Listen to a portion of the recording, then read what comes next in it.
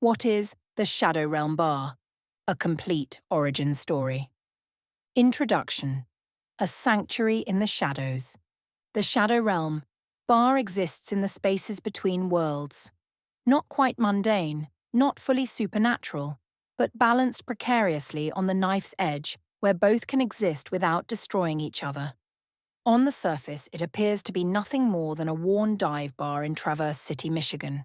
The kind of establishment that humans pass by every day without truly seeing it. But those with the gift of perception, those who understand that magic threads through the cracks of reality, know the truth. The Shadow Realm Bar is a refuge, a neutral ground, a place where the rules that govern conflict in every other realm simply do not apply. This is the story of how that sanctuary came to be. It is a story of three beings whose lives intersected at precisely the right moments, each bringing something essential to create something impossible. A pocket of true peace in a world that had nearly forgotten what that word meant. It begins with an enforcer who didn't know he was destined for something greater. It continues with a woman broken by betrayal who taught him to see what others missed. And it is completed by a guardian who wandered lost until he found the only place he truly belonged. This is their story, and this is the story of the bar itself, a place born from necessity, built from magic, and sustained by the understanding that some refugees are worth any price to protect. Part 1. The Enforcer. Chapter 1. A Minotaur in Concordia. Silas had never questioned his place in the world until the day he realized he'd never fit in it. He stood 7 feet tall, his massive frame wrapped in muscle forged through generations of Minotaur breeding. The kind of strength that made humans instinctively step back, that made even other supernatural beings calculate angles of approach when he entered a room. His horns were thick and ivory-hued, curved back from his forehead in a way that spoke of noble bloodlines and pedigree. In the old days, in the realms where Minotaurs served as warriors and enforcers for the ruling classes, he would have been considered ideal. But in Concordia, strength was only one small currency among many. He worked as an enforcer for the city's peacekeeping force, not because he dreamed of it, but because it was what his kind were expected to do. Patrol the districts, maintain order, prevent violence in a realm dedicated to the principle that violence was unnecessary. It was honest work, if unremarkable.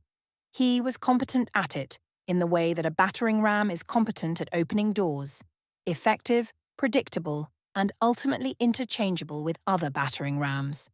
The other enforcers respected him, or at least didn't challenge him. No one wanted to arm wrestle with a Minotaur to prove their superiority, so there was a kind of peace in that. But respect earned through intimidation wasn't truly respect at all. Silas understood this, even if he couldn't articulate it well. He simply felt it as a hollow space in his chest, a sense that he was meant for something his current position could never provide. Concordia itself was magnificent. A sprawling realm built on the principle that all beings could coexist if certain rules were maintained. Stone halls carved with runes of truce.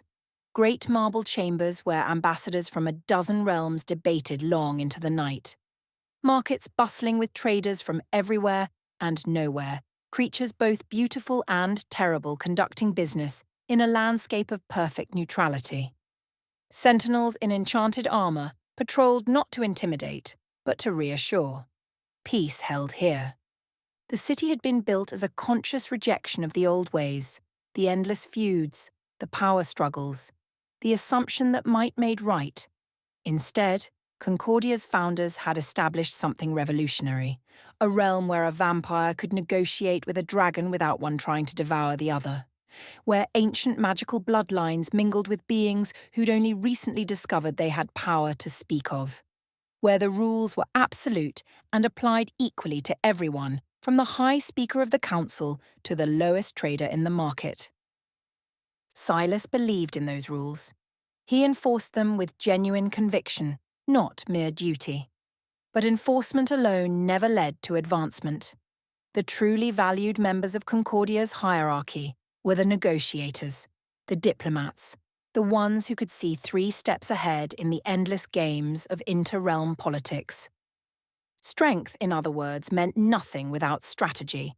He spent his evenings in the enforcer's quarters, going through the motions of companionship with other members of his force. They would sit in comfortable silence or discuss minor incidents from their shifts, or sometimes venture to taverns where they could drink without the weight of their responsibilities pressing quite so heavily. But even in these moments of relative leisure, Silas felt the distance between himself and his companions. They didn't question the gap between what they were and what they could become. For them, the hierarchy of Concordia was simply natural law. You were born to a certain station, you performed your duties well, and if you were fortunate, you died knowing you'd done so honourably. Silas couldn't accept that. Or perhaps more accurately, he couldn't stop wondering if there might be more to him than the world had seen fit to reveal. This was the state of his existence, restless, unfulfilled, aware of some missing piece but unable to name it, when the day came that changed everything. Chapter 2. The Arrival. The report came in routine fashion: a disturbance at the eastern gate, a possible trespasser, enforcers requested for investigation. Silas was the closest available unit, so the assignment fell to him. These calls were rarely interesting, usually a merchant who'd strayed into restricted areas, or a traveller confused about Concordia's geography. Nothing that required a second thought, but when he arrived at the coordinates, he found something entirely unexpected. The woman lay crumpled near the old stone archway that marked the boundary between Concordia and the wild lands beyond. Her clothing was singed and torn, her skin marked with burns that radiated a kind of magic Silas had never encountered before. Not the clean, structured power of Concordian wards, but something wild and corrupted, eating away at her flesh in patterns that suggested prolonged exposure to dark energies. She was unconscious, barely breathing, and she was radiating portal magic so intensely that Silas could feel it even from several feet away. His first instinct was to call for a medical team, to follow protocol, to treat her as an official incident requiring official response. But something made him pause. Something in the way her fingers still clutched a crystalline gem that pulsed with power even as its wielder lay broken. Something in the desperate quality of her circumstances that spoke of flight rather than mere travel. Silas was not, by nature, a rule-breaker. But he was also not without compassion, and compassion made him think. If he reported her through official channels, she would be registered, documented, questioned extensively. She would be processed through the system that governed Concordia, which meant the High Council would know of her arrival, and they would make decisions about her based on protocols and procedures. But he could also help her get to the medical district himself, could minimize the official documentation, could give her a chance to explain herself before the apparatus of Concordian bureaucracy consumed her story and made it something orderly and manageable. He did the latter. Moving carefully despite his massive frame, a skill he'd learned was essential for any enforcer who wished to be effective in a city full of delicate things. Silas gathered the injured woman and her gem and made his way to the medical quarter. It was more of an instinct than a conscious decision, and he couldn't have explained it to anyone who asked. But something about her situation pulled at him, made him unwilling to let the system have its cold way with her. The healers at the House of Starlight were accustomed to unusual cases. They took one look at the woman's burns and immediately began the careful work of treating corrupted magical injury. The burns couldn't be rushed. They had to be slowly coaxed back to normalcy, the corrupted magic gently pushed out of her body while her own natural healing was stimulated to fill the void. It was delicate work, and it would take hours. "Where did you find her?" asked Healer Meredith, one of the most accomplished mages in the house. "Near the eastern gate," Silas said, keeping his tone neutral. Signs of a portal crossing, but nothing official was registered. Meredith's eyes narrowed slightly. She was old by even elven standards, with silver hair and eyes that missed nothing. "Interesting. And did you file an official report with the council? I'm doing that now, Silas said, which was technically true even though he had no intention of doing it immediately. I wanted to ensure she was stable first. Meredith studied him for a long moment, and Silas had the distinct impression she knew exactly what he was doing and had decided not to make an issue of it. Very prudent, she said finally. She'll be here for some time. Once she wakes, she'll need somewhere to recover, somewhere she feels safe. The house can provide shelter, but it's not ideal for long-term recovery from trauma. I'll arrange something, Silas said, and meant it. Chapter 3. The Fugitive. The woman, who introduced herself as Rose when she finally regained consciousness 3 days later, did not immediately explain herself. That was, perhaps, the first indication of her true nature. In Concordia, where honesty was valued and deception typically discovered and punished, most beings were relatively straightforward about their circumstances. But Rose held her secrets like a dragon hoards gold, giving up information only when absolutely necessary, and then only in measured amounts. She was striking once you got past the injuries. Not beautiful in the conventional sense. There was something predatory about her features, a sense of dangerous capability that no amount of charm could entirely mask. Her eyes were dark amber, almost gold, with vertical pupils that betrayed the presence of some feline blood somewhere in her ancestry. Her hair was the colour of dried blood, and she wore it in a way that gave her easy access to weapons. Everything about her suggested someone trained to survive by violence and cunning. Silas had been raised to respect authority and follow procedure. Rose represented a direct challenge to both principles, and he found himself utterly fascinated by her. "You saved my life," she said on the 4th day, when she was finally conscious enough for extended conversation. They were in the small room the House of Starlight had provided for her recovery, a place of soft light and quietness, far removed from the chaos of the healing ward. "Standard Enforcer Protocol," Silas replied, and wasn't entirely lying. It was standard to help injured persons. He was just leaving out the part about not reporting her officially. "No," Rose said, and there was something sharp in her smile. "If it had been standard protocol, you would have filed your report immediately. Instead, you gave me a 4-day head start before anyone official knew I existed."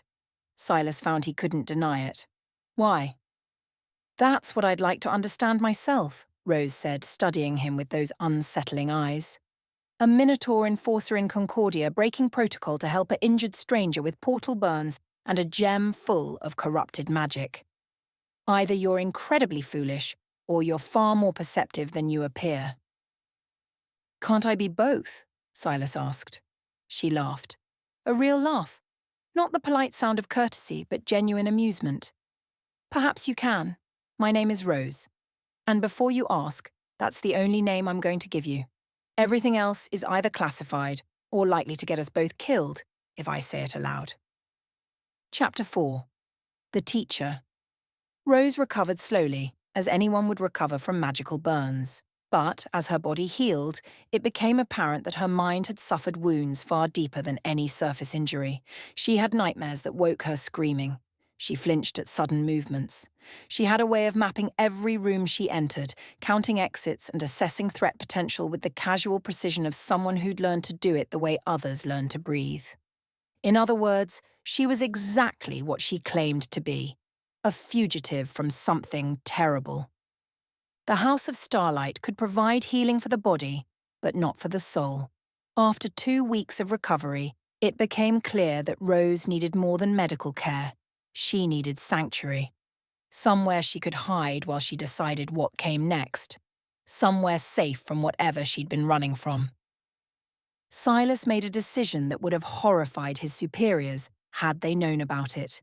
He arranged through careful conversations with healer Meredith, who proved to be far more sympathetic to Rose's plight than official channels would ever be, for Rose to be moved from the house to private quarters in the Enforcers District. It was an unusual arrangement, but not technically illegal. There were no rules preventing an enforcer from housing a guest provided that guest maintained proper conduct. Rose would maintain proper conduct, or rather, she would appear to maintain it while conducting whatever mysterious business she was actually engaged in. But that was her problem, not his. The first night she spent in his quarters, Rose made it clear that she understood what had been done for her and what it would cost. "You've broken protocol for me," she said, sitting across from him in the small dining area. "You've put yourself at risk. Why?" "Because you asked me to help you," Silas said simply, "and because something told me you were worth helping." "That's not a good answer," Rose replied. "That's a naive answer. In my experience, people who help without understanding why usually end up regretting it." "Perhaps," Silas acknowledged, "but I find I don't regret it." She studied him for a long moment, and he had the sense that she was making some kind of calculation, weighing risks against potential gain. Then she nodded, as if reaching a conclusion. "You're wasted as an enforcer," she said.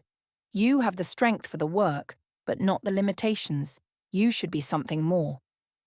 "Such as?" Silas asked, genuinely curious. "That depends on what you're willing to learn," Rose said. "Are you?"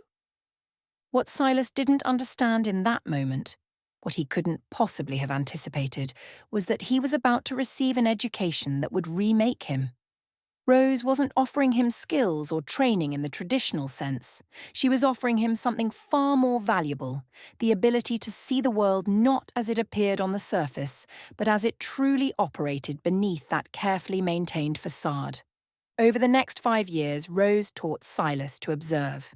Not merely to see what was in front of him, but to understand the language of body language, of hesitation, of the tiny betrayals that humans and other beings unconsciously revealed when they were hiding something.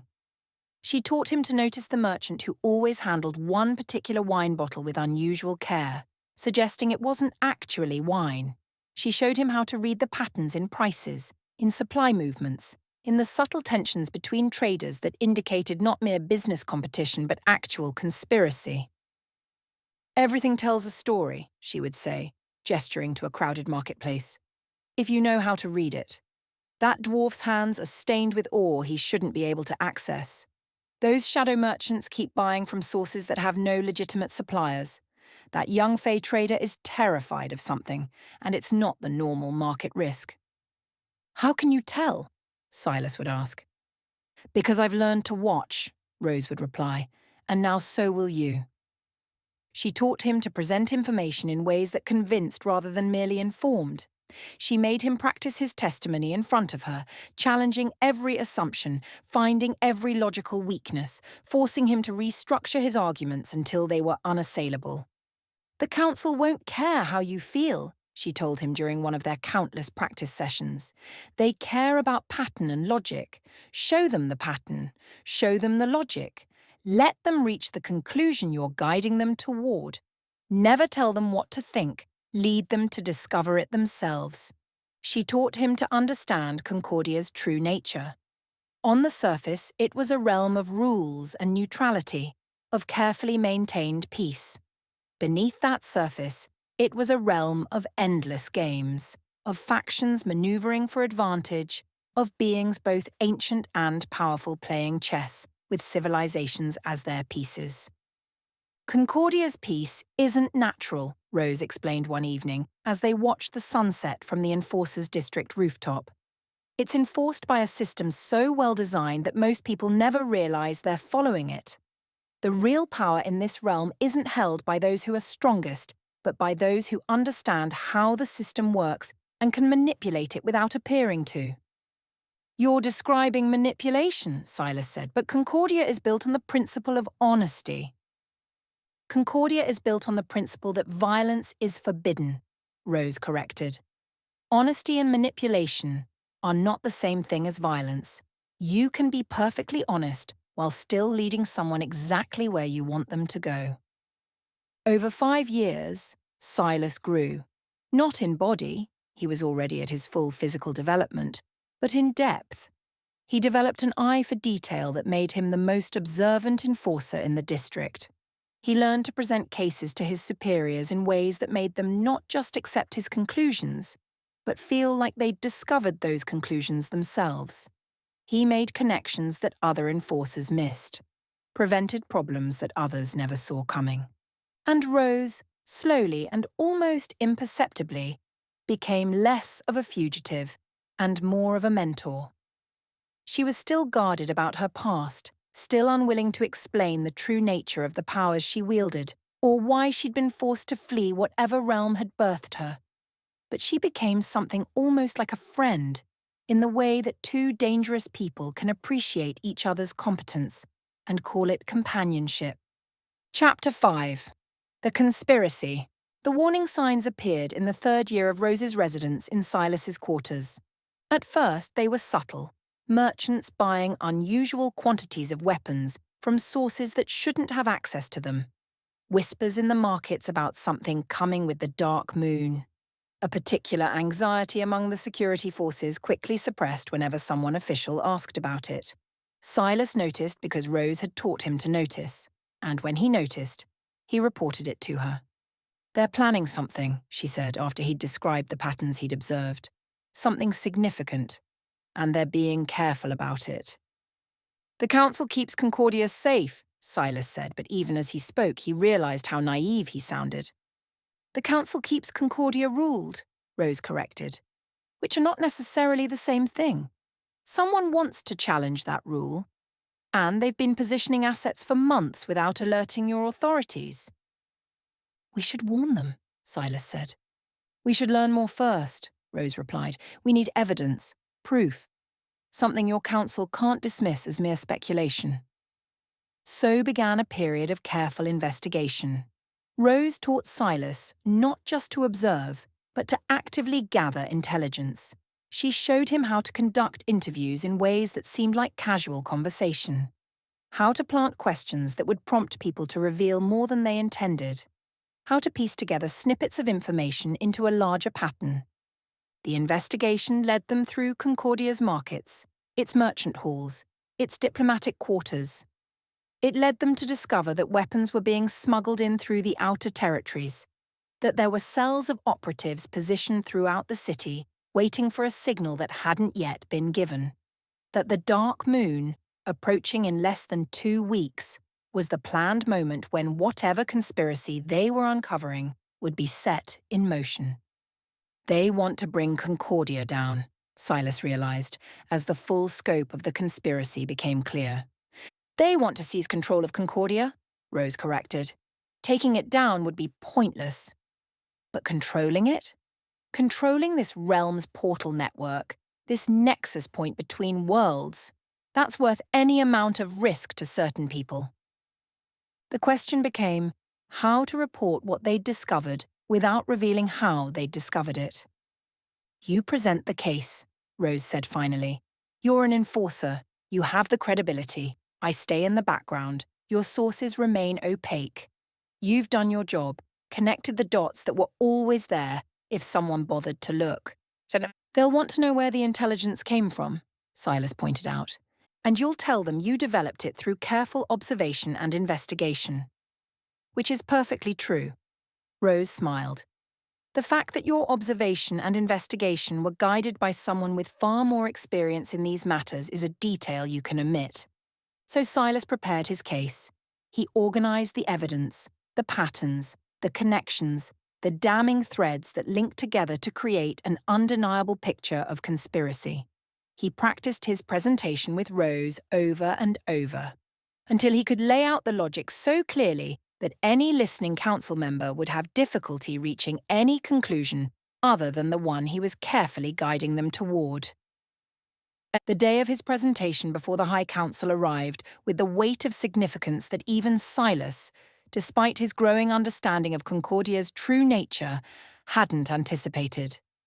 He stood in the great marble chamber where treaties were negotiated and realm policy was established.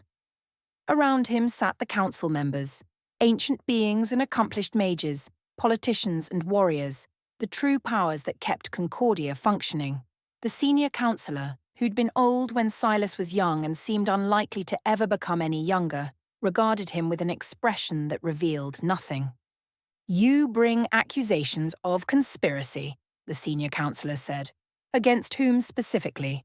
"Against those involved in smuggling operations and positioning military assets," Silas replied, and began to lay out his case.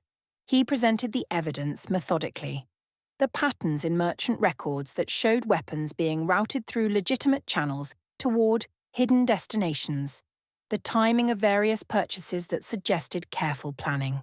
The testimonies of witnesses, carefully gathered, carefully presented, that suggested systematic preparation for something large. When the council members began to raise objections, Silas didn't defend his conclusions. He instead presented more evidence, let the logical chain extend further, made them work through the implications themselves. And slowly, inevitably, they began to see what he was showing them. By the time his presentation ended, the council had reached the conclusion he'd been guiding them toward. There was a significant threat to Concordia's stability, and it was operating from within the city's borders. "How reliable is your intelligence?" asked Councillor Maritimus, one of the more sceptical voices. "Entirely reliable," Silas said. "Everything I've presented can be verified independently. I invite you to investigate further." "You will work with us," the senior councillor said. "You've shown more perception than anyone in the official force. We need that." And just like that, Silas was promoted to senior enforcer. More significantly, he'd proven to the council that he was the kind of officer they could rely on. Not for physical strength, but for the ability to see threats before they became crises. When he returned to his quarters that night, Rose was waiting with Shadowvine Vintage and 2 crystal glasses. "You did well," she said simply. "I had a good teacher," Silas replied. She smiled. "You did. But this is only the beginning. The council sees your value now. This promotion is just the first step in what comes next." Silas felt the truth in her words. The conspiracy wouldn't end with his presentation. The council would need him to help dismantle it, to use his newfound skills to identify and neutralize the threat he'd helped expose. And Rose, staying in the shadows as she always did, would be there, guiding him, supporting him, waiting to see what the universe would ask of them both. Chapter 6. The Parting. The conspiracy, when the council moved against it, proved even more serious than Silas's investigation had suggested. There were cells throughout Concordia, deep-seated networks of operatives who'd been positioning themselves for years. When the council moved, it had to move decisively, and the ensuing conflict, carefully hidden from the general population, resulted in significant damage to Concordia's carefully maintained peace. The dark moon came and went, but not with the disaster that had been planned. Instead, it brought emergency sessions of the council and careful restructuring of Concordia's security forces. It brought promotions for those officers who'd helped prevent catastrophe. And it brought, eventually, a summons for Silas to attend a private meeting with the senior councillor.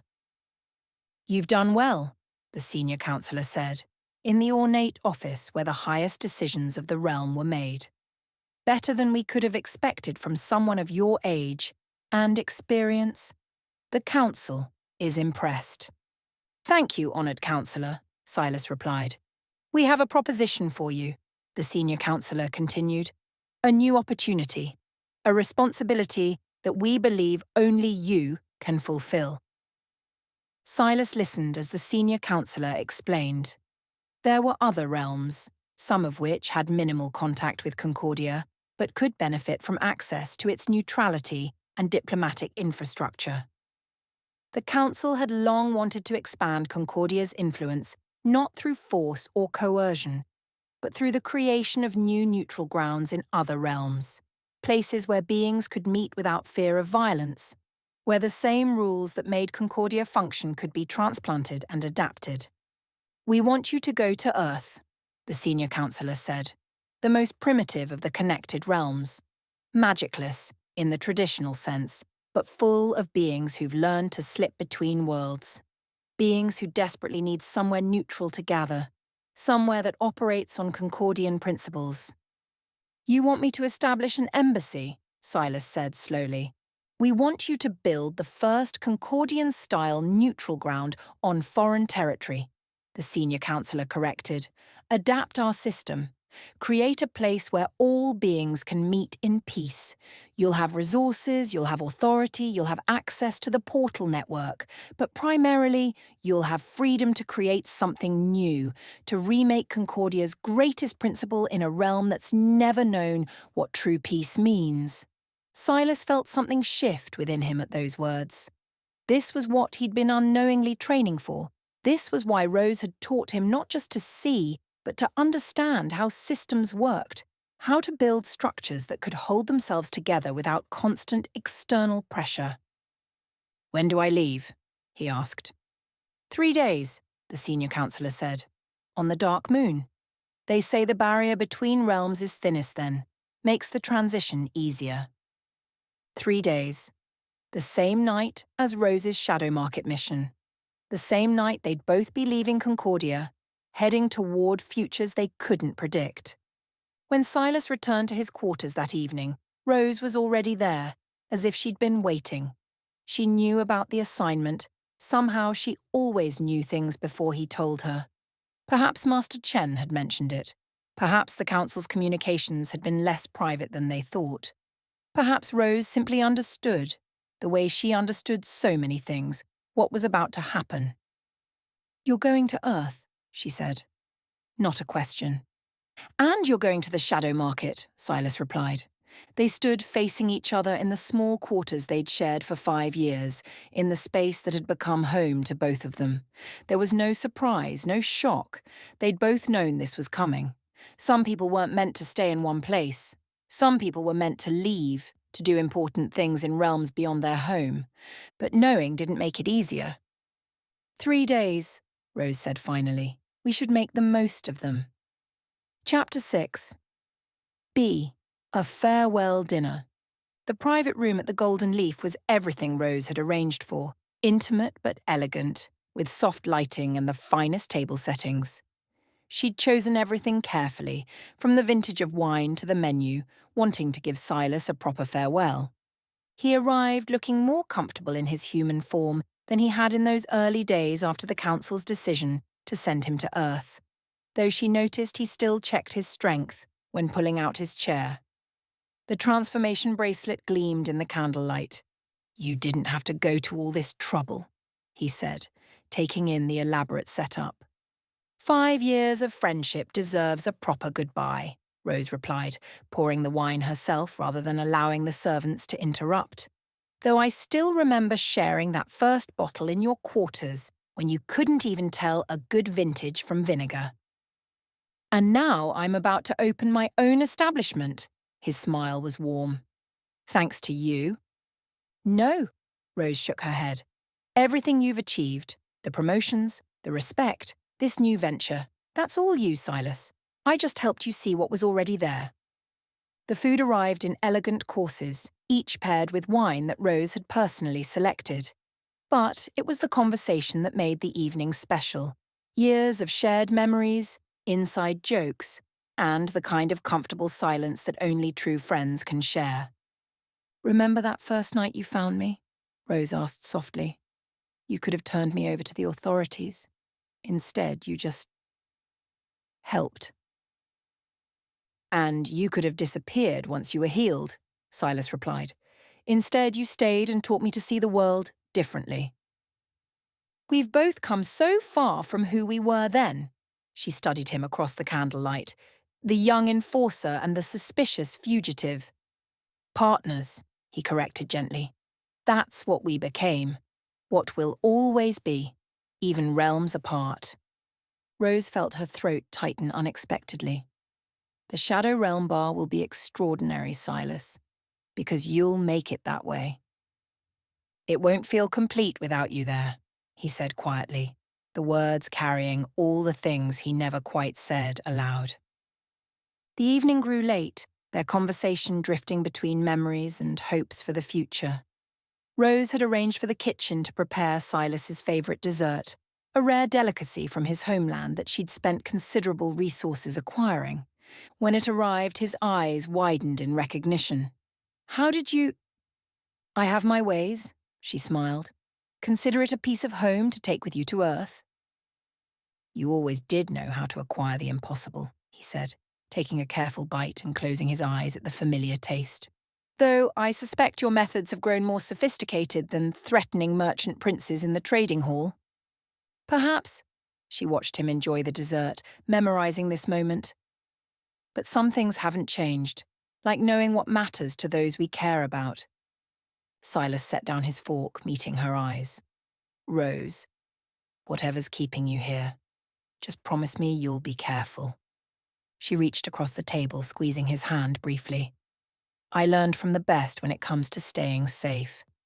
As the evening drew to a close, they stood outside the Golden Leaf, neither quite ready to say goodbye.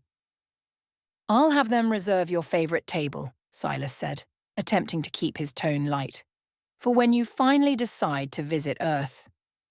Right next to the best wine cellar in the mundane realm, I expect." Rose smiled, though it didn't quite reach her eyes. They embraced, his human form still strange but his presence achingly familiar.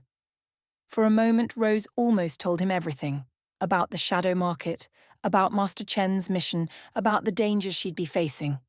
But some burdens were better carried alone. "Take care of yourself, Rose," he said softly. "Build something magnificent, Silas," she replied. She watched him walk away, his figure disappearing into Concordia's evening crowds. Tomorrow she would begin preparations for the shadow market. But tonight, she allowed herself to feel the weight of this farewell. Two people meant for extraordinary things, parting ways on the same dark moon. Chapter 6. The Night of Departure. As the dark moon rose, two portals opened in Concordia. Silas stood at one, transformation bracelet secure, carrying scrolls and knowledge and the determination to build something revolutionary.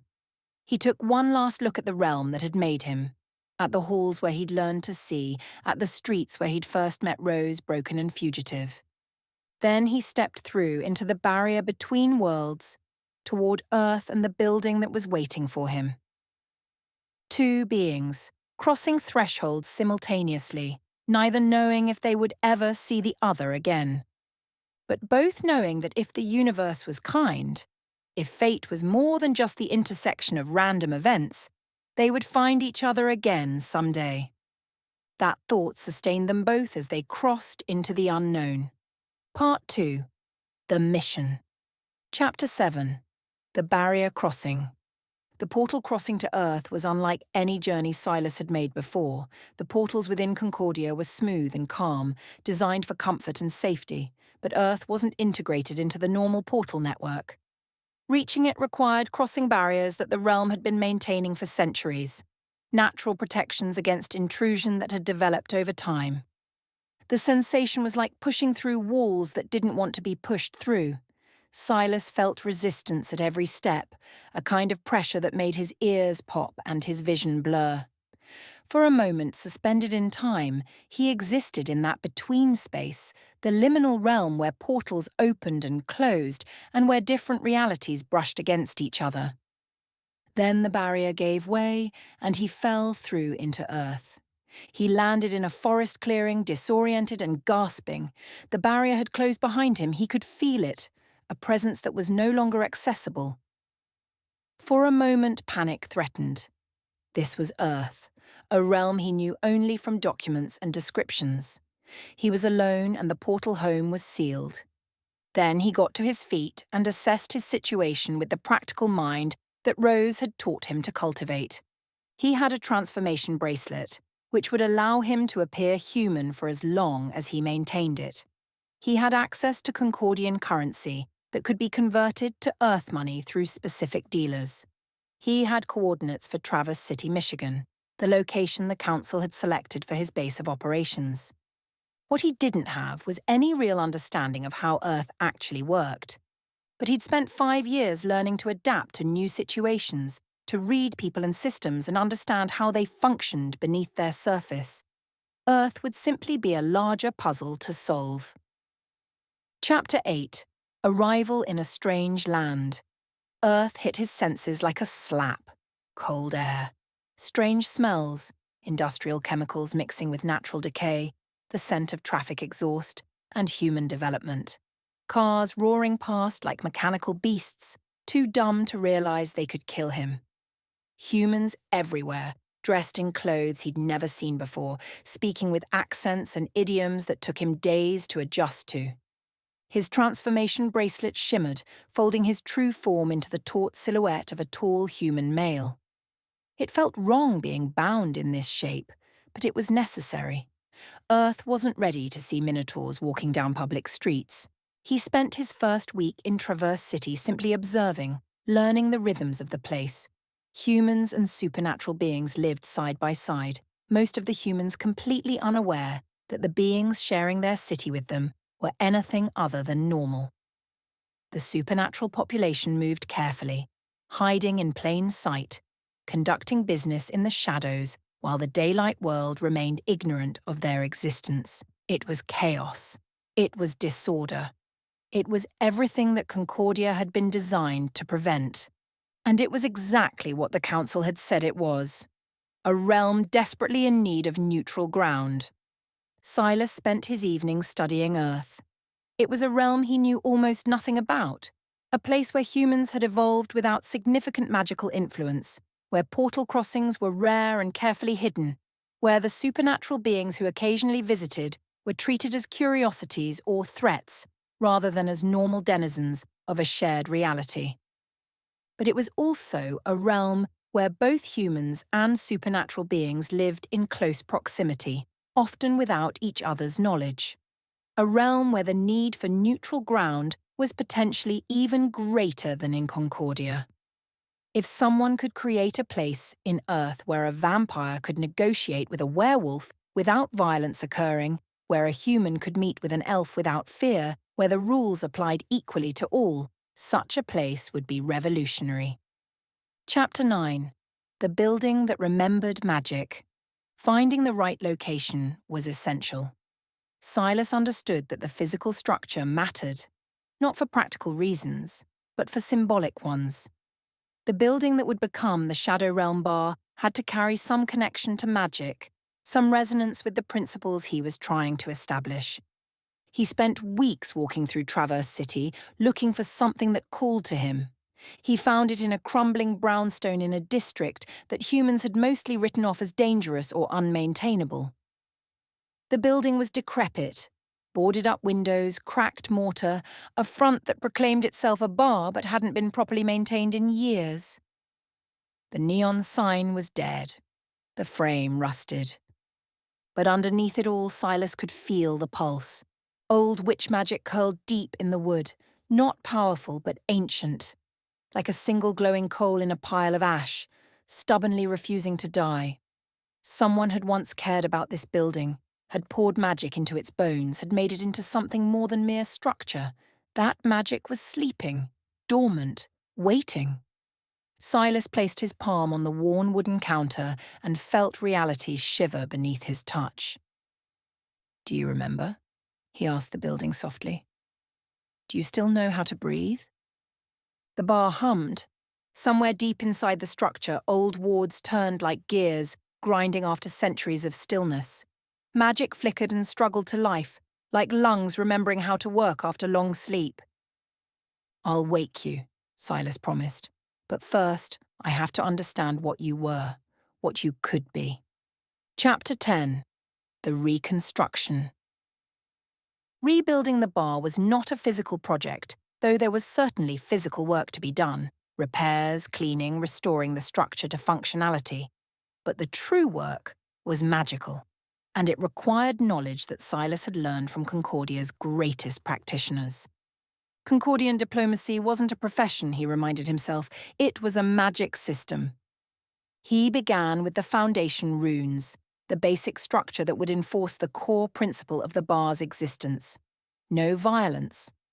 The runes had to be written in a language that existed at the intersection of reality and magic, had to be calibrated to enforce their rules on beings from multiple realms, had to work continuously without requiring external power source or maintenance.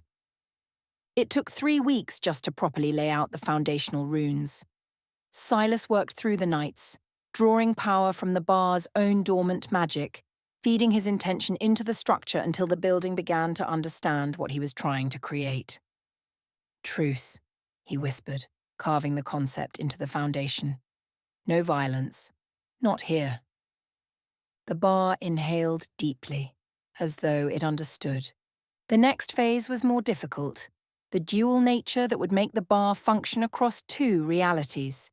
The front entrance, the human section, had to be exactly what it appeared to be, a worn-down dive bar that humans could visit without realizing anything unusual was happening around them. But the back, accessed through a door that existed slightly out of normal reality, had to open into something else entirely. A space calibrated for creatures both human and supernatural, where the rules of Concordia could be maintained.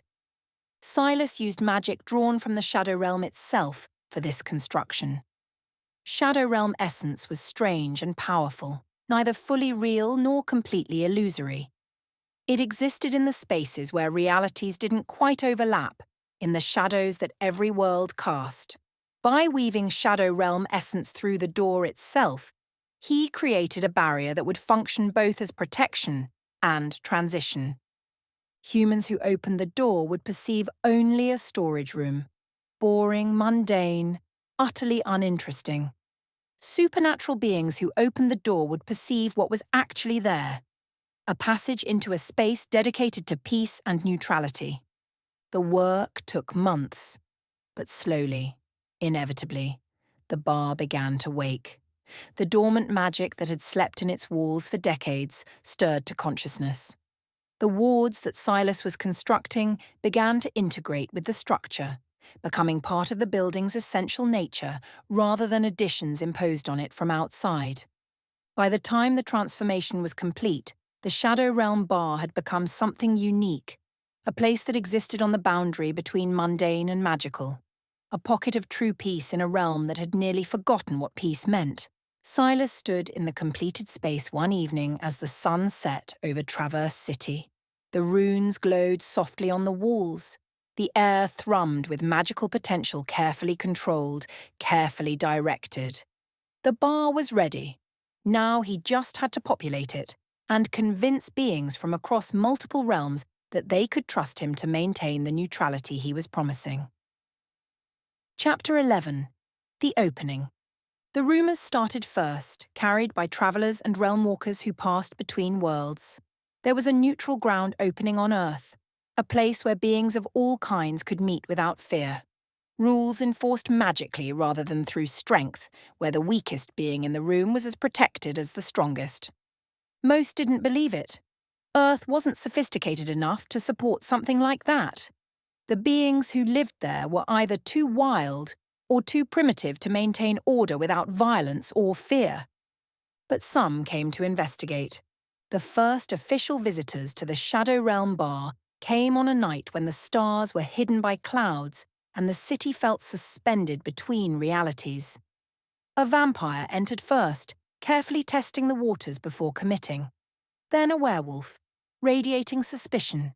Then a trader from the Fey courts, who assessed the space with the particular scrutiny of someone who'd spent centuries evaluating value.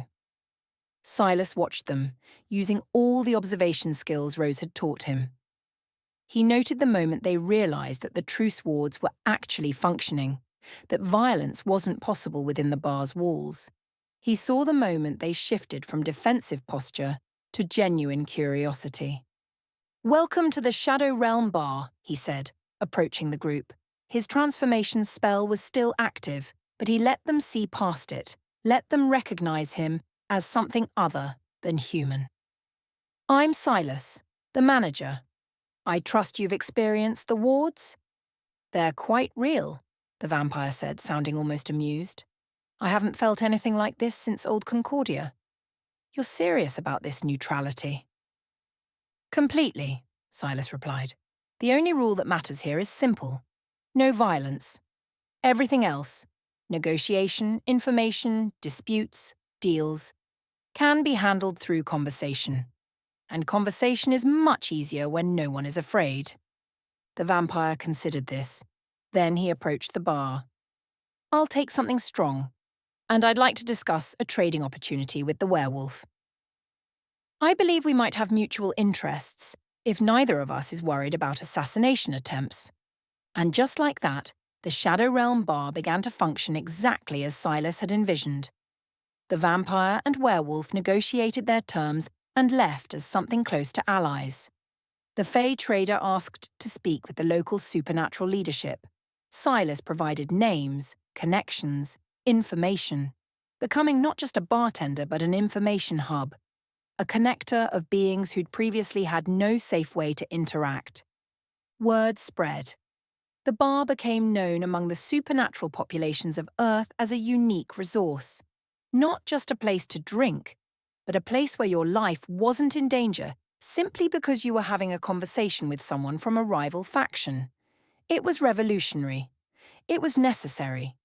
And it was exactly what Concordia had known it would be. Silas settled into his role as manager with the same dedication he'd brought to being an enforcer. He learned the patterns of Earth's supernatural communities. He mastered the art of maintaining order without using force, simply by enforcing the fundamental rule that made violence impossible. He became the bar's constant presence, the entity around which everything else orbited. But even as the bar flourished, Silas felt the weight of solitude. He'd left Concordia because the council had asked it of him, because Rose had moved on to her own purposes, because the mission itself called to something within him that couldn't be ignored. But he was alone in a way that even his isolation in Concordia hadn't prepared him for. Humans couldn't fully understand him. Supernatural beings appreciated what he'd created, but maintained the necessary distance of patrons to proprietor. And the one person who'd truly known him was somewhere else, pursuing her own path. Then came the night when that changed. Part 3, Grimm. Chapter 12, The Wanderer. The figure that appeared outside the Shadow Realm bar on a cold autumn evening was not the kind of visitor Silas expected. He was huge, massive in a way that made Silas look almost delicate by comparison. 7.5 feet tall, with the kind of bulk that suggested either intense training or genetics from a race built for physical strength. His skin had a rough, almost stony quality to it, and his eyes glowed faintly even in the darkness. Yellow gold, like sulphur burning in darkness. He was also, it became clear as he hovered uncertainly outside the bar's entrance, utterly lost. Silas watched him through the window, a being so enormous that humans passing on the street unconsciously gave him a wider berth, treating him as some kind of natural phenomenon to be avoided. The figure looked down at his massive hands as if confused by their existence. He looked at the bar sign. He looked at the street. He looked around as if seeing the world for the first time. And then he looked directly at Silas through the window. Something passed between them in that moment, a kind of recognition, not of shared history or experience, but of shared loneliness.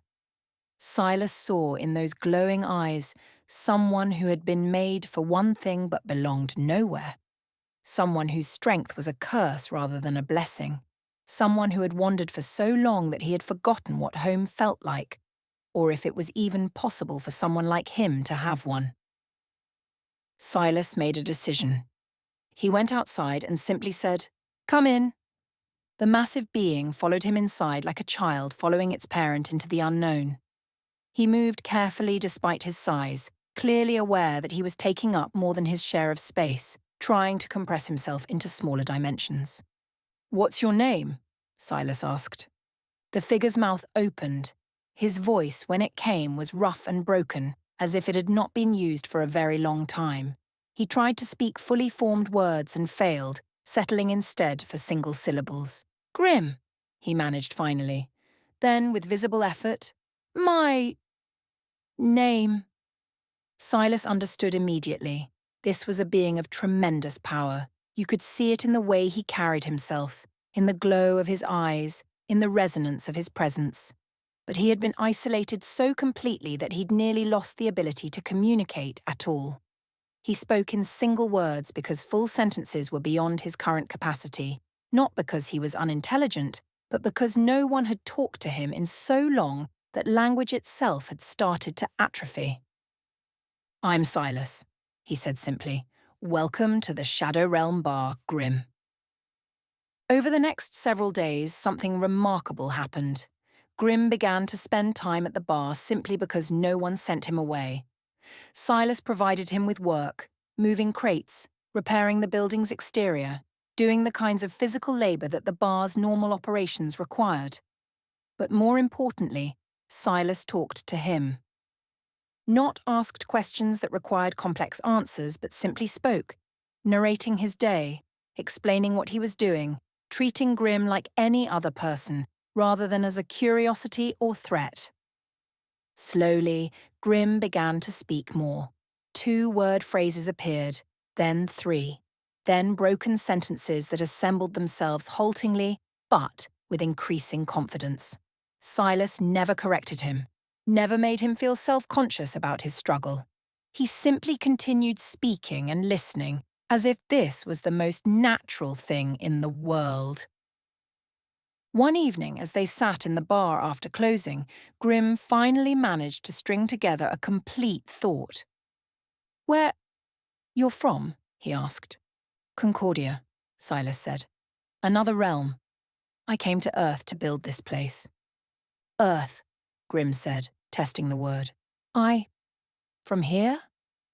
"I don't think so," Silas said, studying him carefully. "You don't feel like Earth. You feel like something older, something from the Shadow Realms, maybe, or deeper magic than this world usually hosts." Grim was quiet for a long moment. "Lost," he said finally. "Been lost. Long time." "You're not lost anymore," Silas said. "You're here." "Here," Grim repeated, and something in his voice suggested that the concept of being here, of being in one place with someone who wanted him to stay, was almost too much to process. Chapter 13. The Guardian arrives. The night that Grim made his choice to stay was unremarkable in most ways. The bar was quiet, the human patrons had left, and the supernatural visitors had concluded their business. Silas was cleaning, the mundane work he did every evening to maintain the space they'd built. Grim was sitting at the bar nursing what had become his favourite drink, simple water with lemon, nothing fancy, nothing that required taste buds that had probably atrophied from disuse. "I could stay," Grim said, the words coming slowly but with determination. "I could help. I'm strong. I can keep bad things out." Silas looked at him, this being who'd wandered lost for so long that he'd nearly become entirely nonverbal, who'd been rejected or ignored or treated as a threat by every place he'd gone, who'd learned to be afraid of his own strength because that's what the world had taught him. "Do you want to stay?" Silas asked. "Yes," Grim said, and the simplicity of that answer held all the weight of someone saying yes to belonging for the first time in a very long time. That's when Silas felt it. A shift in the bar itself, like reality moving sideways. The runes on the walls brightened. The magic that Silas had woven into the structure responded, not to his will, but to something deeper, a recognition. Grim was no longer just a visitor to the bar. He was becoming something more. "The bar wants you here," Silas said, understanding what was happening. "That's why you found it. That's why I found you. You're supposed to be the Guardian." "Guardian?" Grim looked confused. "The one who keeps the peace," Silas explained. "The one who stands at the door between what's safe and what's dangerous. The one who makes sure the truce is respected." He approached the door to the Shadow Realm section, the barrier between the mundane world and the supernatural sanctuary. It was guarded by simple wards, magic that Silas had created to discourage unwanted entrance.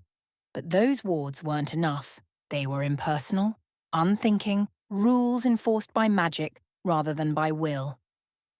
What the bar needed was a guardian. A being who could stand at the threshold and understand, through presence and judgment, what belonged and what didn't. "Stand here," Silas instructed, guiding Grim to the threshold. As Grim took his position, something changed. The air around him shifted. His massive form seemed to grow, or perhaps it was just that his presence expanded, filling the space with a weight that had nothing to do with physical size. His eyes brightened until they glowed like furnaces, yellow and gold and utterly impossible to miss. The wards that Silas had created recognized him, understood the role he was claiming, and incorporated him into the bar's fundamental structure. Grim wasn't just standing at the door. He was becoming part of the door, part of the magic that protected and maintained the sanctuary. "What happening?" Grim asked, but his voice was different now, deeper, more assured, the voice of someone who was finally beginning to understand his own power. "You're home," Silas said simply. Chapter 14. The Bouncer. In the months that followed, Grim transformed. The physical change was minimal. He was still massive, still obviously other, still the kind of being that humans instinctively avoided. But his presence changed. He stopped being a wanderer trying to find where he fit and became a guardian who knew exactly what he was meant to protect. Visitors to the Shadow Realm bar quickly learned that Grim was not the simple, barely verbal giant he might have appeared to be from his speech patterns. He was perceptive, subtle in his understanding of what constituted a threat, and absolutely uncompromising when it came to the bar's fundamental rule. The truce was sacred, and violence was not permitted within its walls. A vampire tried once to start a fight with a werewolf in the back section. Before either of them could land a punch, Grim appeared. He didn't threaten. He didn't shout. He simply stood between them, his eyes glowing, his presence making it abundantly clear that violence in the Shadow Realm bar was a physical impossibility if he chose to make it one. The fight never happened. Another time, a Fey trader attempted to con a human merchant, misrepresenting goods in a way that would have led to violence once they were back on the street. Grim watched, waited until the merchant noticed the deception, and then guided them both back inside to work out a resolution. Not through force, but through the simple truth that the bar wouldn't let them leave without reaching understanding. Silas watched Grim grow into his role and felt something he hadn't experienced since leaving Concordia: pride. Not pride in what he'd accomplished, but pride in what Grim was becoming. This being who'd been so lost, so diminished by a world that had only taught him to fear his own nature, had found something worth being strong for. Not power, not dominance, but protection. The strength to keep others safe, to maintain the sanctuary, to stand at the boundary and say, "Here, peace is maintained. Here, you are protected."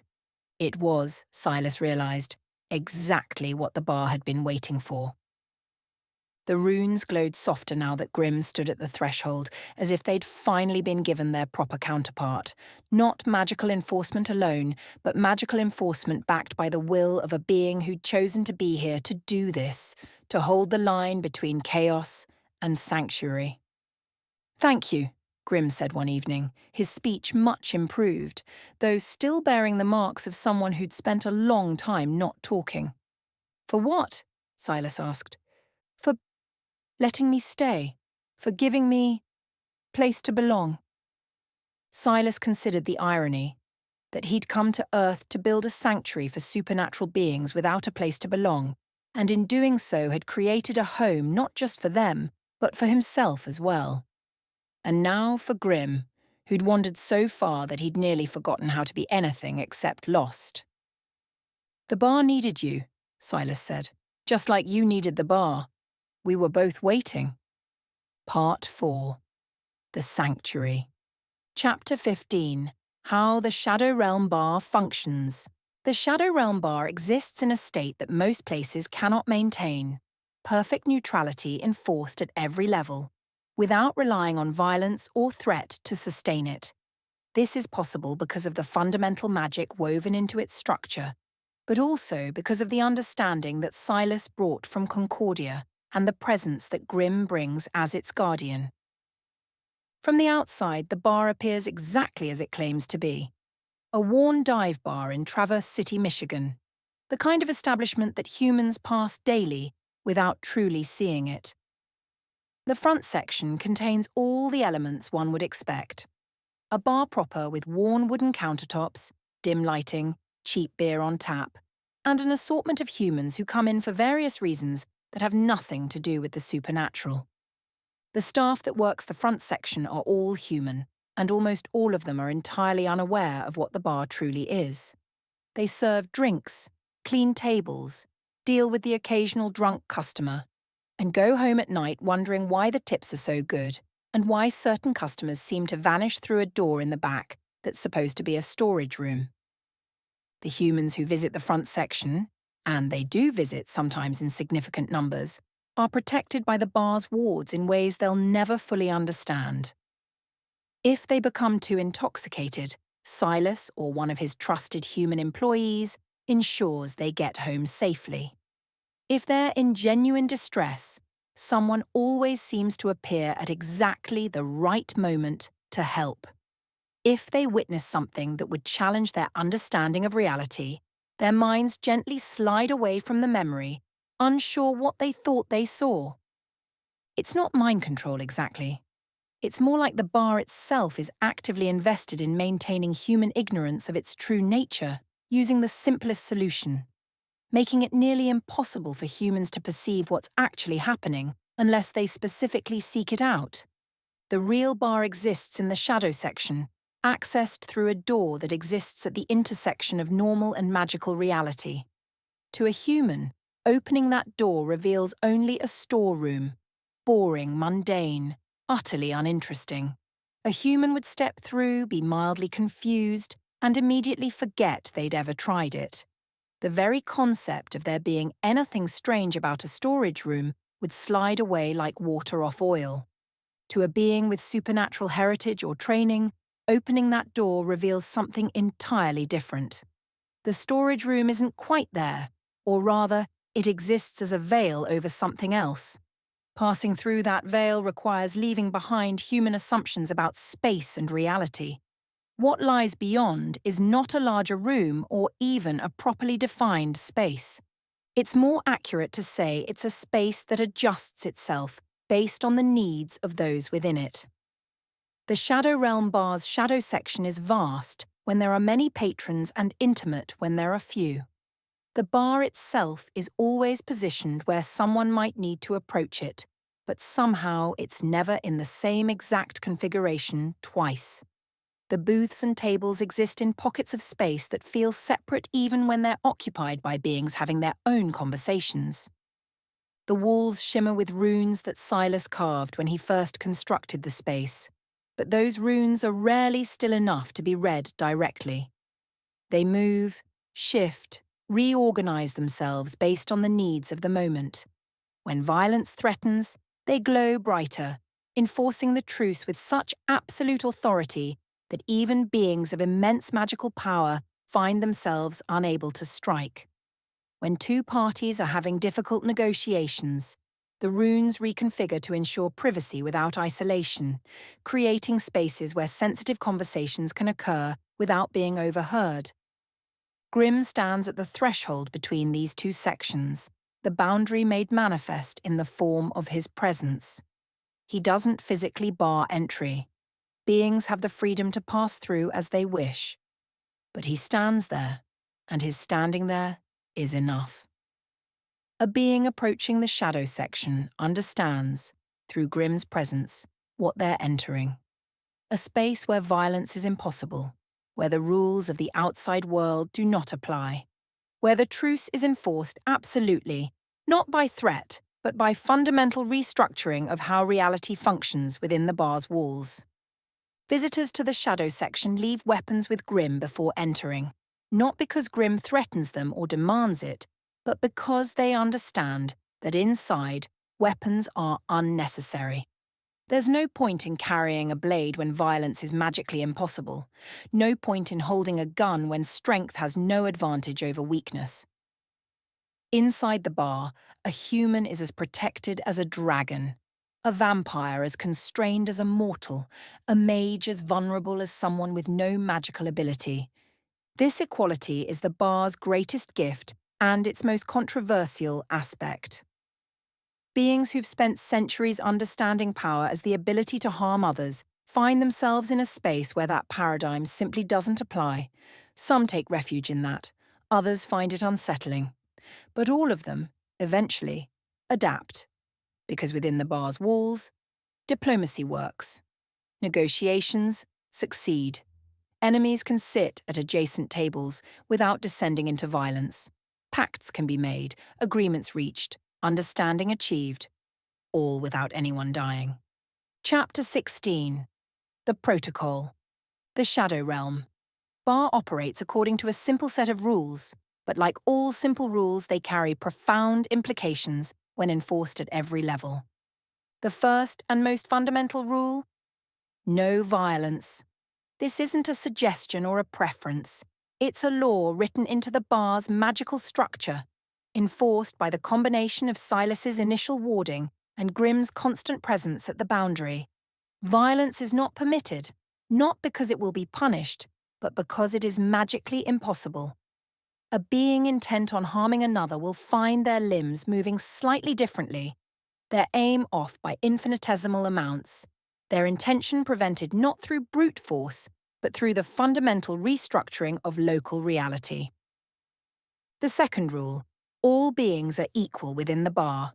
This means precisely what it says. There is no hierarchy of importance, no special treatment for powerful beings, no subjugation of the weak. A human is as welcome as a dragon. A street urchin is as protected as a lord. This rule is enforced by the wards, but also by Silas's unwavering commitment to treating every being who enters the bar with the same professional respect, regardless of their power, status, or importance in the outside world. The third rule: what is spoken in the bar stays in the bar. Privacy is sacred. Conversations are private. Information shared is protected. Silas has created a culture in which bearing information you've learned in the bar to the outside world is the worst possible transgression. Not because of punishment. The bar has no mechanism to punish rules that aren't magically enforced, but because maintaining that trust is essential to maintaining the bar's entire purpose.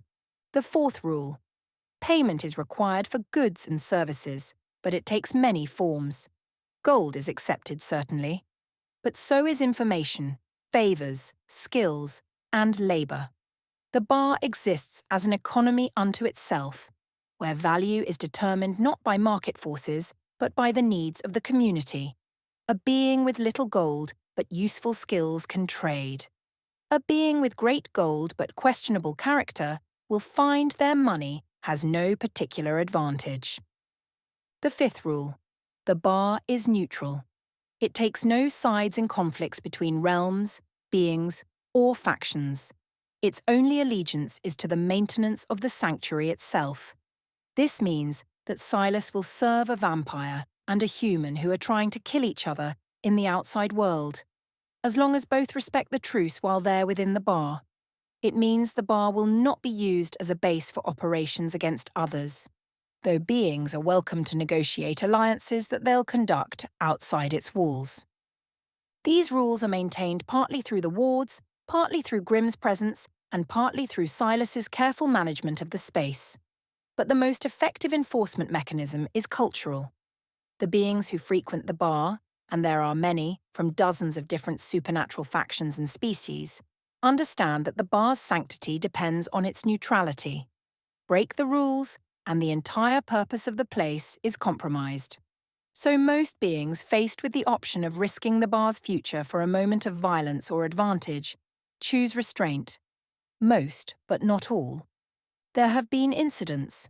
A rogue mage once attempted to use the bar as a safe house for conducting illegal research into mind control. Grimm removed him, and he did so gently. There was no violence, only the undeniable reality of being guided toward the exit and being somehow unable to resist the process. A faction of Fey traders once tried to use the bar's neutrality as cover for what amounted to slavery negotiation, using the protection of the truce to discuss the capture and sale of human beings. Silas listened to their proposal, understood their intentions, and calmly informed them that this was the last day they would ever be welcome in the bar. When they protested, citing the rule that all beings are equal and all are welcome, Silas merely stated, "The bar will not facilitate harm to those unable to protect themselves. You are welcome to patron the bar. You are not welcome to conduct business that involves slavery. Find another venue." They left, and word spread through the supernatural community that the Shadow Realm bar's neutrality had limits. It would protect all beings, but it would not be complicit in the systematic harm of beings who had no power to defend themselves.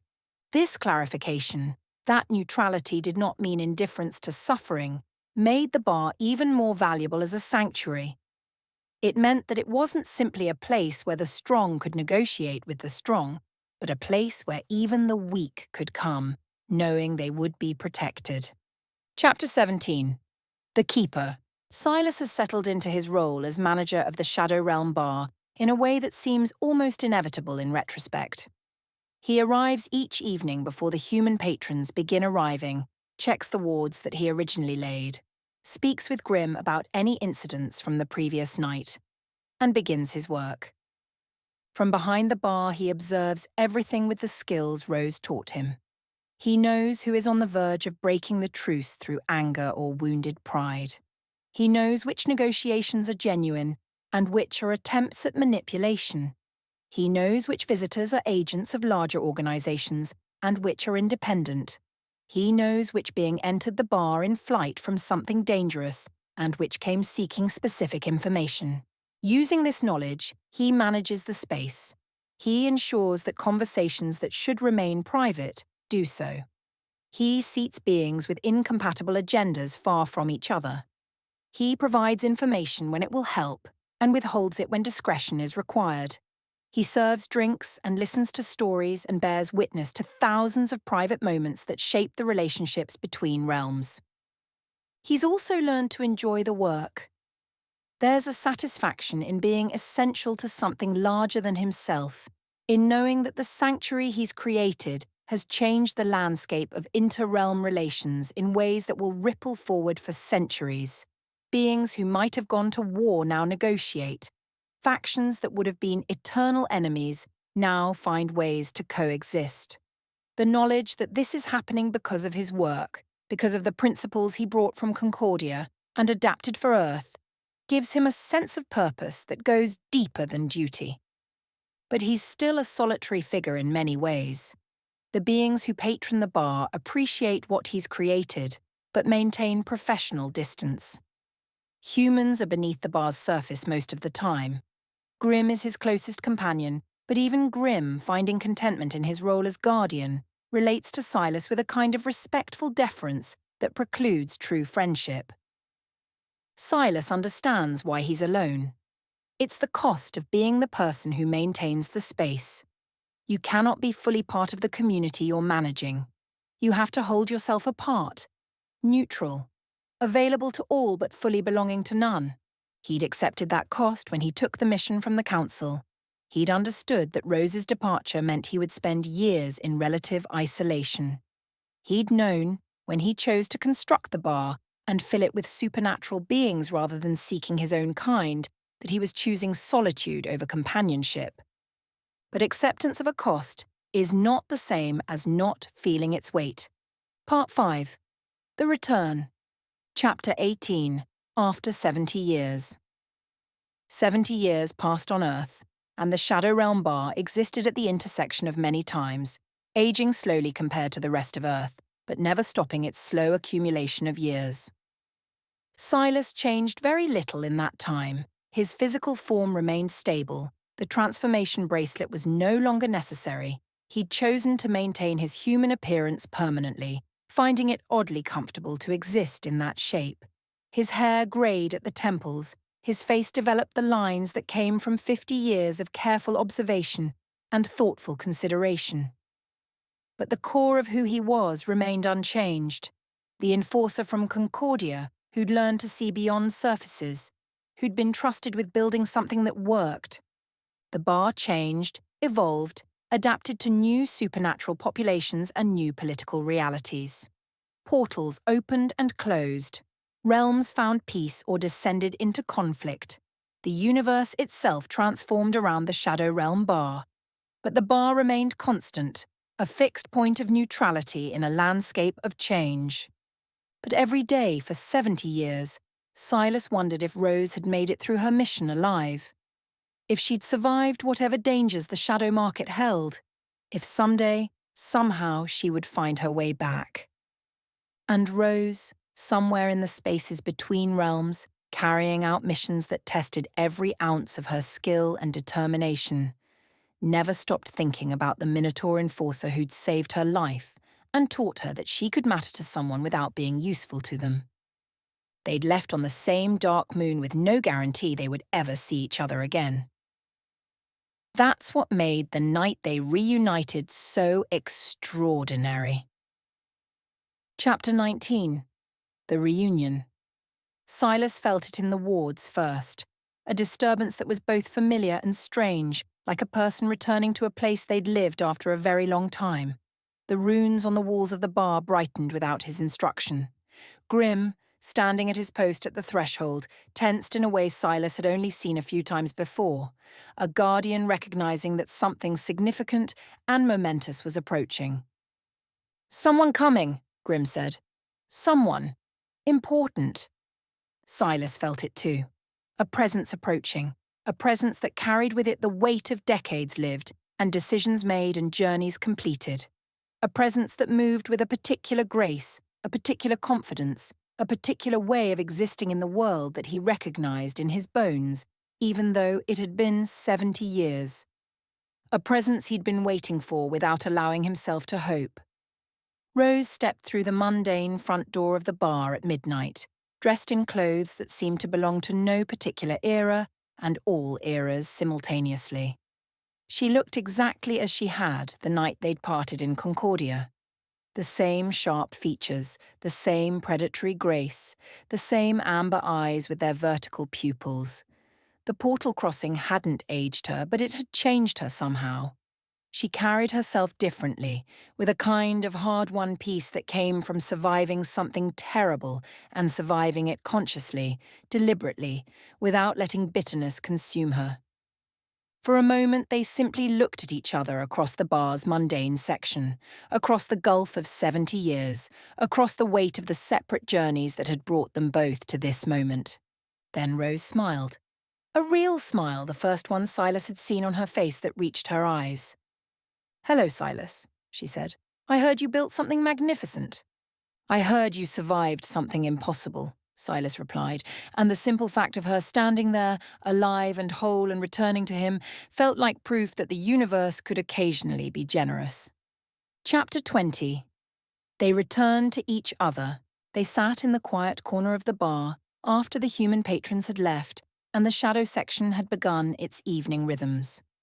Rose held a glass of Shadowvine vintage, the same wine they'd shared the night before their departure from Concordia, though this bottle was almost certainly not the same vintage, given the passage of time. 70 years, Silas said. Not a question, but an acknowledgement of the gulf between them. Or perhaps a marvel that that gulf could be crossed at all. 75 on this side of the crossing, Rose replied. I lost track of time for a while. Then I spent time deliberately not tracking it, and when I finally started counting again, so much had already passed that it seemed pointless, to be precise. "What did you do?" Silas asked. Not with suspicion or judgment, simply with the genuine curiosity of someone who'd wondered for 7 decades, who'd imagined 1,000 different fates and dangers that might have claimed her. Rose considered the question. Everything I promised myself I wouldn't have to do again. Survived betrayal. different kinds of betrayal than the ones I'd known before. Learned new languages, discovered that I could be stronger than I thought and still be defeated by circumstances I couldn't control. Travelled to places that shouldn't exist and found they were more real than most of the waking world. Made some questionable decisions and a few good ones. Eventually completed Master Chen's mission, only to discover it had changed me so fundamentally that returning to Concordia felt impossible. She paused, sipping the wine thoughtfully. But I heard rumours about an enforcer who'd been given an impossible mission, who'd built something in a magicless realm that shouldn't have been possible, a sanctuary, a neutral ground, everything we'd ever wanted Concordia to be, but existing in a place where it had no business existing. I heard it was done by a minotaur. I heard he was alone there. And I thought, maybe it's time to stop running. Maybe it's time to see if I was just a good teacher or if I contributed something more permanent. Maybe it's time to see if the person who saw me when I was broken still wanted to know the person I'd become. You taught me everything that matters, Silas said. Everything that makes this place work. The observation, the understanding of how systems actually function beneath their surface, the ability to see threats before they become crises. Without you, the bar would just be a building with nice wards and no soul. And without you, my lessons would have been meaningless, Rose replied. Ideas matter only when someone with the will to implement them chooses to act. You took what I taught you and didn't just apply it. You transformed it into something that works on a fundamental level in a realm that shouldn't have been capable of supporting it. You took my knowledge and built something that will outlast both of us. That's not my achievement. That's yours. Grimm appeared at some point during the conversation. Silas didn't notice exactly when. He simply became aware that the Guardian was standing nearby, his glowing eyes somehow warm rather than threatening. Grimm, Silas said, this is Rose. She taught me everything I know. Grimm moved forward with surprising grace for someone so massive. He extended one enormous hand, and Rose took it without hesitation. There was something in their interaction, a kind of mutual recognition between two beings who'd both been broken and survived it. That made it clear they would understand each other without needing extensive explanation. Welcome home, Grimm said to Rose. The words came slowly, carefully constructed, but with perfect meaning. And Rose, looking at this guardian who'd found belonging through kindness, and at Silas, who'd created a sanctuary through understanding, smiled again. This time, it was the smile of someone who'd spent 70 years in motion and had finally found the place where she was meant to come to rest. Not to stay idle, not to abandon her nature, but to be exactly where she'd always been meant to be. With the one person who truly understood what she'd become and loved her not despite her scars, but because she'd survived carrying them. I'm home, she said simply, and the words held the weight of 70 years of longing, finally fulfilled. Chapter 21. What the Bar has become. The Shadow Realm Bar is not just a bar, and hasn't been for quite some time. It's become a historical landmark in the world of inter-realm relations, a place where decisions that affect entire civilizations are made in quiet conversations between beings the mundane world will never know existed. Treaties have been negotiated in the bar's shadow section.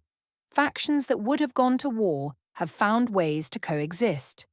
Beings fleeing destruction have found sanctuary. Knowledge from dozens of realms has been preserved and shared. The bar has become an archive, a meeting place, and a refuge all at once. But more importantly, it's become proof that Concordia's greatest principle, that beings from different realms can coexist without violence if given the proper structure and support, is not limited to Concordia itself. The bar demonstrates that peace is possible even in a realm like Earth, which has little tradition of magical cooperation. It demonstrates that neutrality can be maintained without authoritarian oversight. It demonstrates that the methods Rose taught Silas, and that Silas brought to Earth, are not specific to Concordian culture, but universal in their application. The bar has students now, beings who come to understand how it functions, hoping to replicate its success in their own realms. Some of them will succeed. Some will fail, discovering that the bar's success depended on specific elements: Silas's particular understanding, Rose's guiding wisdom and strategic architecture, Grimm's unique presence, and the specific magic of the building itself, that can't be replicated without those elements present. But even the failures spread the idea that peace is possible, that neutrality can be maintained, that beings who should be enemies can learn to coexist if given the proper framework. Rose has become the bar's strategic architect and institutional memory. She spends her days, and some of her nights, working alongside Silas, refining the systems they'd built separately and now maintain together. She's become an advisor to beings seeking to establish neutral grounds in other realms. She trains new staff in the subtle art of maintaining neutrality. And she works with Silas on long-term projects designed to ensure the bar's influence spreads without the bar itself being corrupted or compromised. Together, they have transformed what was already remarkable into something approaching legendary. What was once a sanctuary built by a solitary Minotaur enforcer has become a collaborative work, the product of two beings separated for 70 years but reunited in a shared commitment to the principles they'd spent their lives protecting. The bar doesn't solve the larger problems. Wars still happen in the outer realms. Beings still destroy each other when given the opportunity. The world is no more just than it was before Silas arrived on Earth, but there is one place where peace holds absolutely. One place where the weak are protected and the strong are constrained. One place where different beings can meet without fear. And that place exists because of three beings whose contributions were essential and irreplaceable. An enforcer who learned to see, a fugitive who learned to teach, and a guardian who learned to belong. All three working together, bound by decades of shared purpose and the knowledge that they've created something that will outlast them all. Epilogue. The Sanctuary holds. On a quiet evening in the Shadow Realm bar, a decade after Rose's return, the bar hums with the rhythm of routine that has been carefully cultivated over 70 years. Silas stands behind the counter doing what he does every evening, observing, managing, maintaining the space that has become his life's work. But he's no longer doing it alone. Rose moves through the space with him, their partnership evident in the way they anticipate each other's movements, the way they understand the needs of different patrons without speaking. Grimm stands at the threshold between the mundane and magical sections, his presence as steady as ever, a constant reminder that the truce is enforced absolutely. Rose sits at her usual corner table when she's not moving through the bar, working on what appears to be ancient texts and mysterious diagrams, though whether she's reading about the bar's future or her own past is unclear. She's trained new staff, both human and supernatural, in the subtle art of maintaining neutrality. She's become an advisor to beings seeking to establish neutral grounds in other realms. She's become the bar's institutional memory, strategic thinker, and the voice that speaks to long-term vision in a way that even Silas, with all his wisdom, sometimes needs. And the bar itself, patient ancient wood and newer plaster, layers of runes and magical workings, and the accumulated weight of decades of peace, continues its function. Portals open within the shadow section as beings arrive from other realms. Negotiations conclude successfully. Enemies learn to find common ground. Information flows. Connections are made. Alliances are forged. Outside, the mundane world continues, unaware of what exists beyond that back door.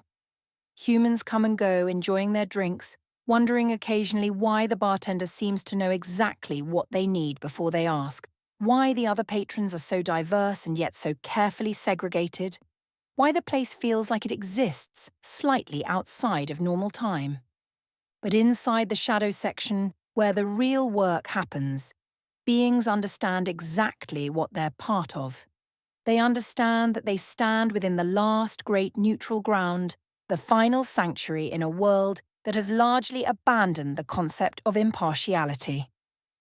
They understand that this place was built by beings who believed in something, even when that belief was questioned. They understand that it has been maintained and strengthened by two beings who were separated for 70 years but came back together to continue what they'd started. And they understand that as long as there is a need for peace, the Shadow Realm Bar will stand, holding the line between chaos and sanctuary, between violence and diplomacy, between the world as it is and the world as it could be. The bar will hold, because Silas holds it, because Grimm holds it, because Rose holds it, and because sometimes what matters most is not that we change the entire world, but that we create one small space where things work the way they should. The Shadow Realm Bar is that space, and it will endure. Appendix: On maintaining sanctuary. For those who have begun to understand the bar's true nature, a few final thoughts on what makes it function. On neutrality. True neutrality is not indifference. It is the active commitment to protecting all beings equally while refusing to favour any faction. The bar's neutrality is maintained not by being passive, but by being vigilant. It requires constant attention, constant choice, constant recommitment to the principle that all beings deserve protection. On the wards. The magical systems that prevent violence within the bar are sophisticated, but they are secondary to the genuine commitment to peace that Silas brought from Concordia. Wards alone cannot maintain a sanctuary. They can only enforce what the people within the sanctuary genuinely believe. On the Guardian, Grimm represents something essential: the presence of protection. Not threatening protection, but certain protection. A being standing at the boundary between safe and unsafe, saying through his mere presence, "Here, you are protected." This presence is more valuable than any force or threat could ever be. On the Teacher and Strategist, Rose represents the transmission of wisdom from those who understand to those who are willing to learn. She is the institution's strategic mind, the voice of long-term vision, the keeper of memory and purpose.